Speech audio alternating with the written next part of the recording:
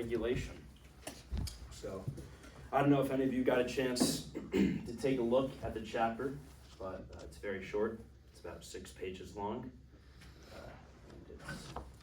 And it's pretty easy concept to grasp. So we'll just get right into it. Start with a little warm-up. Just answer 2 questions in your notebooks for me today. We'll talk about really the $1 million question. If you could be any animal, what would it be? And then the second question has to do with self-reflection, some time that you've spent away from yourself. Give you a couple minutes to do that, and we'll get going again.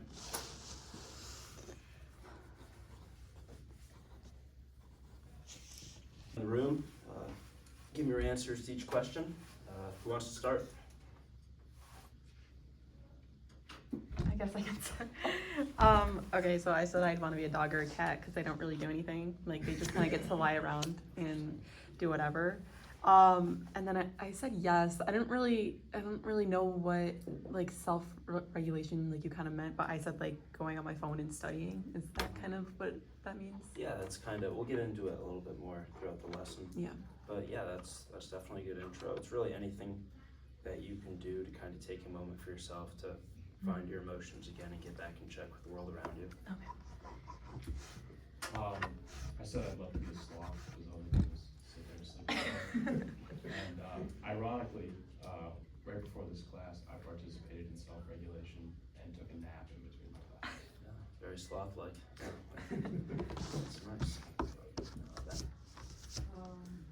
I have to agree with Autumn. I would definitely be a domesticated house cat, just so I can do absolutely nothing and have everything done for me. But in terms of self-regulation, I make sure to take breaks in between doing schoolwork, and get a good night's sleep and hang out with friends. That's awesome. Elijah? For animal, I said cat, because, yeah.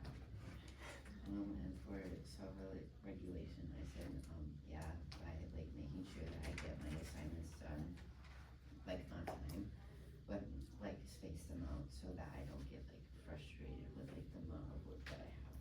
Right, yeah, like try to keep down stress by doing that. That's good. Doc? You know, okay, so I was laughing in part because, yeah, I concur with people if I've thought about this question before, actually, so I do have a couple of answers. One is a well-kept house pet, usually I think dog, but cats too, for similar reasons. Or a male lion. Male lions also have to do very little. It's really I mean, they look like and think they're the kings maybe, but, or we think they are, but really it's the female lions that do most of the stuff, so I get too lazy again. Anyway. You could be an animal? Not trying to put you on the spot, but. Yeah, actually I took a psychology class and we talked about this.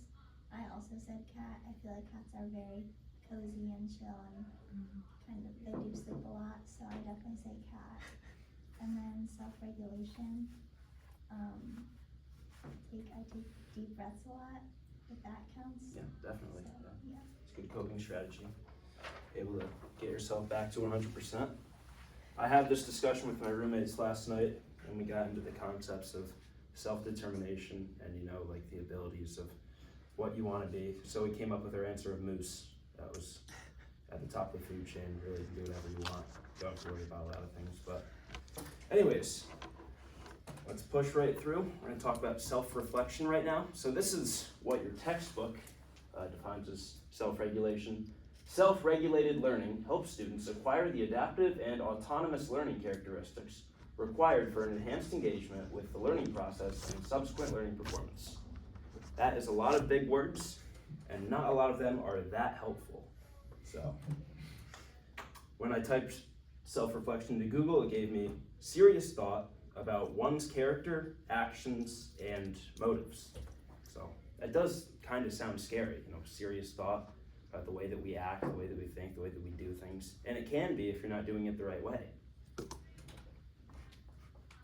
So, this chapter's big focus is students as their best assessors. You know, we can do our best to kind of push students the right way, grade their tests and all that, and we'll get into that. But really the best thing that they can do is self-reflect for themselves.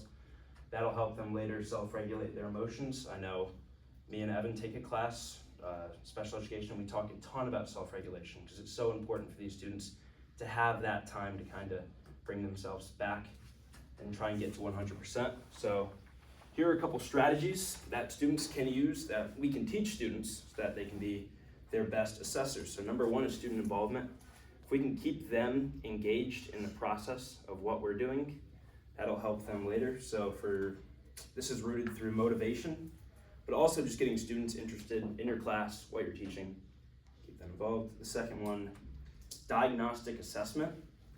This method provides educators with guides to share with their students, and it can offer the student to see where they're at and what steps you can take forward after that to move forward. Descriptive feedback, we just talked about that the other day, descriptive feedback, but does anyone remember what that is? Yeah, thumbs up. Anyone want to tell me what it is? It's basically saying like, this paragraph right here, you should do this instead of that. And it's different from evaluative feedback. Yeah, which is just, correct, yes, no, good job. Awesome. And the last one is add allies. I found this one really interesting. It's about adding co-conspirators to the process. So whether that's friends, parents, other teachers they trust, coaches, guidance counselors, academic advisors, really anybody you can find to help build your support system up as a student, that's going to help you later in the long run. Awesome. And then this is a quote that the book had. We must constantly remind ourselves that the ultimate purpose of evaluation is to enable students to evaluate themselves.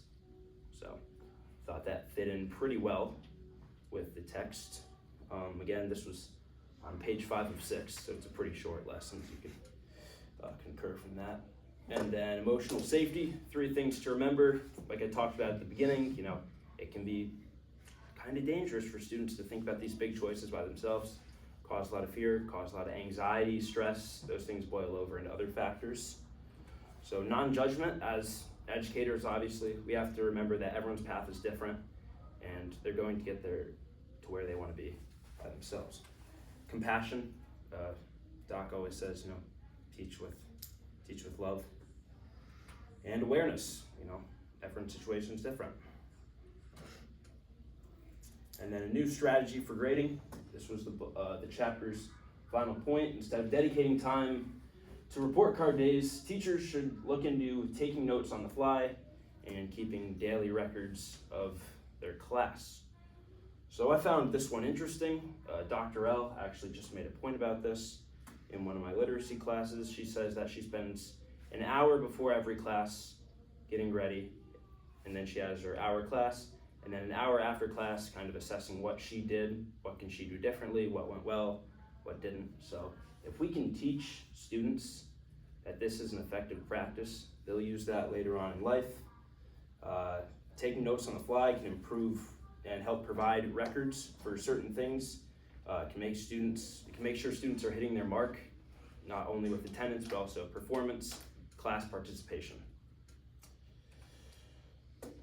All right, and then just a quick little exit ticket. Just tell me one thing you learned, and this lesson invoked any emotions. Just let me know. Printed out some cute little exit tickets.